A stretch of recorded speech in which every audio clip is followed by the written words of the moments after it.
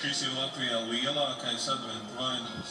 Tā diametrs ir 22 metri.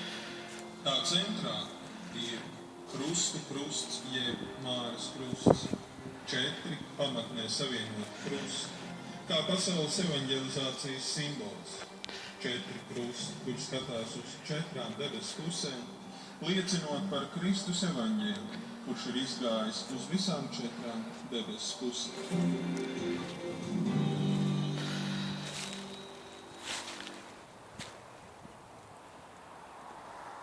Iesākumā bija vārds, un vārds bija pie Dieva, un vārds bija Dievs. Tas bija iesākumā pie Dieva. Caur viņu viss ir radies, un bez viņa nekas nav radies, kas ir. Viņā bija dzīvība, un dzīvība bija cilvēku gaisma. Gaisma spīd tumsībā, bet tumsība to neuzņem.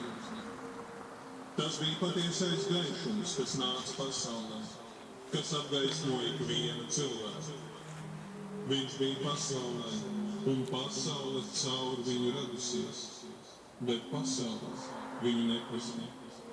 Viņš nāca pie savējiem, bet tie viņu neuzņēma. Bet cik viņu uzņēma, tiem viņš deva varu kļūt par Dieva bērniem, tiem, kas tic viņa vārdam. Kas nav dzimuši ne no asinīm, ne no miesas iegribas, ne no vīra gribas, bet no Dieva.